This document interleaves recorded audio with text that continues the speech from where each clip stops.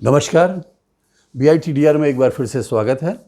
पिछले दिनों आपने देखा होगा युवाओं के लिए विषय बहुत महत्वपूर्ण है और उन लोगों के लिए भी बहुत महत्वपूर्ण है जिनके बच्चे युवा हैं, क्योंकि बार बार आप सुन रहे होंगे कि लोग गवर्नमेंट में जॉब नहीं मिल रहा, बहुत सारी दिक्कतें आ रही हैं और बहुत सारे युवा जो जिनको गवर्नमेंट में जॉब मिल गया है वह जॉब को छोड़ रहे हैं, वो ड्रॉप कर रहे हैं जॉब, और अपनी जॉब ड्रॉप करने के बाद वो या तो एंटरप्रेन्योरशिप करना चाहते हैं या अपना बिजनेस करना चाहते हैं।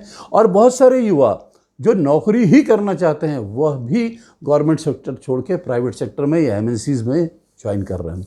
ऐसा क्यों हो रहा है, ये एक सवाल है। बार बार पेरेंट्स के मन में ये दुविधा आती है, क्योंकि पेरेंट्स ने जो युग देखा है उसमें बोला जाता था एक बार सरकारी नौकरी लग जाए बॉस, आराम से ज़िंदगी कट जाती है और आफ्टर रिटायरमेंट भी इतना ह्यूज अमाउंट मिलता है, पेंशन मिलती है कि उनकी ज़िंदगी आगे भी स्मूथ रहती है। यहाँ पे मैं आपको क्लियर कर दूं कि मेरा गवर्नमेंट सेक्टर का मतलब है government, semi government, state government, public sector और बैंकिंग सेक्टर। इस तरह के जो भी गवर्नमेंट से कंसर्न है, पार्शियली या फुल्ली, वो सारे सेक्टर को हम गवर्नमेंट सेक्टर बोलते हैं, क्योंकि वहाँ पे गवर्नमेंट के रूल्स रेगुलेशन, उनके लेबर लॉ, वो सारी चीज़ें लागू होती हैं। अब मैं बात करता हूँ कि लोग क्यों ऐसा कर रहे हैं।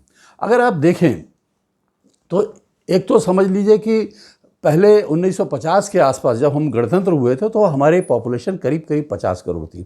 आज जो पॉपुलेशन है 130 करोड़ है। यानी आप अगर पुराने से हिसाब से कंपेयर करें, 1950 से अभी 2021 को कंपेयर करें, तो लगभग हम लोग 2.5 गुना से ज़्यादा हो चुके हैं। कुछ लोग तो कहते हैं कि 140-142 करोड़ है। अगर 140-142 करोड़ है तो लगभग हम लोग 3 गुना पॉपुलेशन में बढ़ चुके हैं। और ऐसे में आप समझ सकते हैं कि पर कैपिटा रिस्पॉन्सिबिलिटी, यानी एक व्यक्ति, एक अधिकारी या एक कर्मचारी के ऊपर पहले यदि 10 लोगों को पर डे डील करने की कैपेसिटी उनके लिए कहा गया था, अप्रूवल था, तो आज 3 गुना ज़्यादा, यानी 30 लोगों को उसको डील करना है।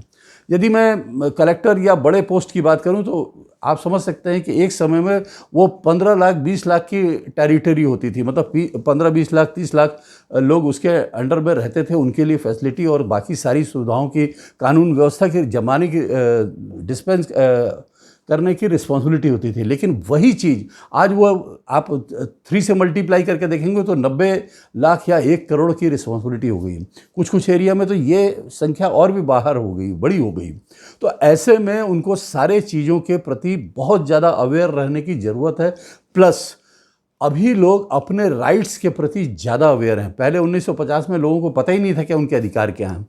अब पढ़ी लिखी पॉपुलेशन है, उनको सारे अपने राइट्स पता हैं। धीरे धीरे समय के साथ वो अपग्रेड होते चले जा रहे हैं, पढ़ते लिखते चले जा रहे हैं और उनको सोशल मीडिया से भी अवेयरनेस मिलती चली जा रही है कि अगर उनके साथ ये हो रहा है या ये चीज़ गवर्नमेंट ने डिक्लेयर की है तो ये हमको मिलना चाहिए, और नहीं मिल रही तो वो उसके लिए लड़ने को तैयार हैं।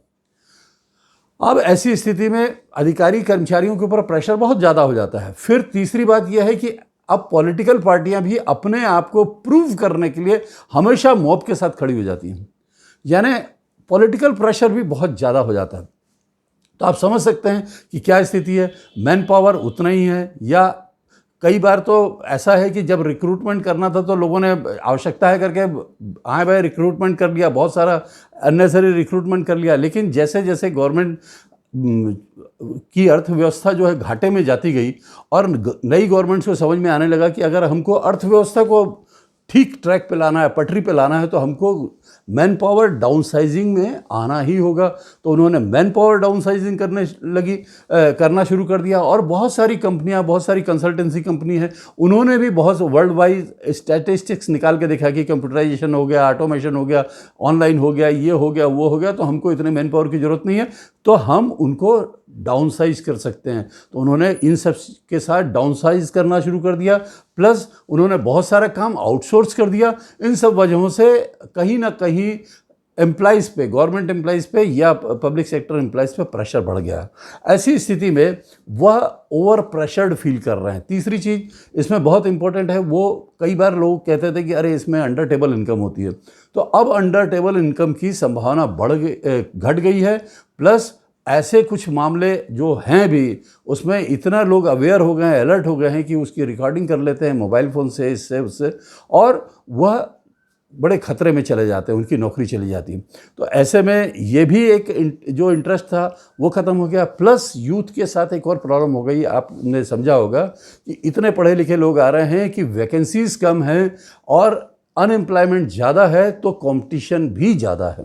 उस कंडीशन में लोगों को क्या करना पड़ता है कि अपनी जो क्वालिफ़िकेशन उन्होंने ली है, कई तो ऐसे ऐसे बच्चे हैं जिन्होंने बीए किया, एमए किया, एमएससी किया, उसके बाद एमएड किया, बीएड किया, फिर लॉ भी कर लिया, उसके बाद पीएचडी भी कर ली, एमफिल भी कर लिया, या एमएससी किया और इस तरह से चले, या बीई किया, फिर बीटेक एमटेक किया और फिर उसके बाद उन्होंने और ज़्यादा एडवांसमेंट कर लिया। उसके बाद भी उनको उसके अकॉर्डिंग जॉब नहीं मिल पा रहा। It means they are under utilize. ये अंडर यूटिलाइजेशन का मतलब यह है कि कहीं ना कहीं आदमी को ये लगता है कि यार मैं कहाँ फंस गया, मैं तो यार इतना क्वालिफाइड हूँ क्या, मैं इस काम के लिए हूँ क्या। मैंने कई बार देखा है, कई गवर्नमेंट ऑफिसेज में कोई प्यून है, उससे पूछो कि क्या क्वालिफिकेशन है, तो पता चलता है कि बीएड एमएड सब है, वो एमएससी है, बीएड एमएड है, उसके बाद वो एमफिल कर रहा है, पीएचडी भी कर रहा है पार्ट टाइम में। अब इतना क्वालिफाइड आदमी यदि प्यून का काम करेगा तो उसको अंडर यूटिलाइजेशन का फ्रस्ट्रेशन तो होगा ही। यही सब वजह है कि वह गवर्नमेंट जॉब से उसका मोह भंग हो जाता है समय के साथ।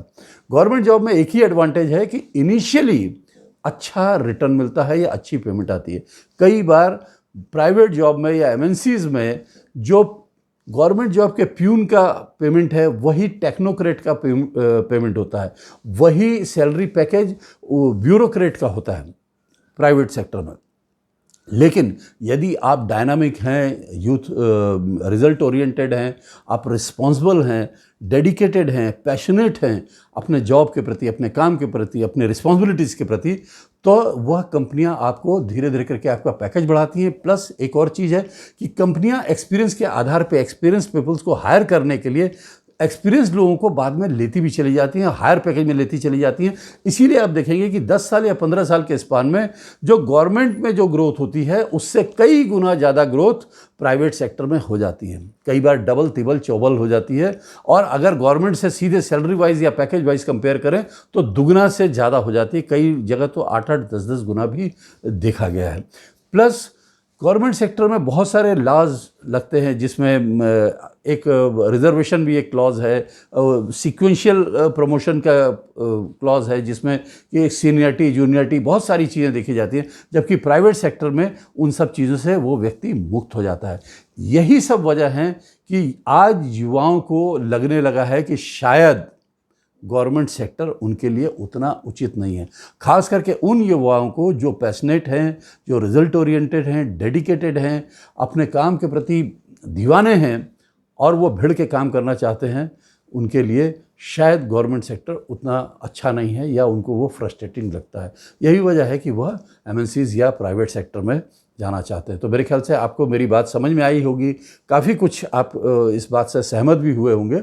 और अगर इस संदर्भ में कोई सवाल करना चाहे तो आप मुझसे ज़रूर सवाल करें, नीचे कमेंट बॉक्स में आप मुझसे कमेंट करके सवाल करें, मैं आपको जवाब देने का प्रयास करूंगा। और अगर ज़रूरत पड़ी तो अपन इस पर और चर्चा करेंगे।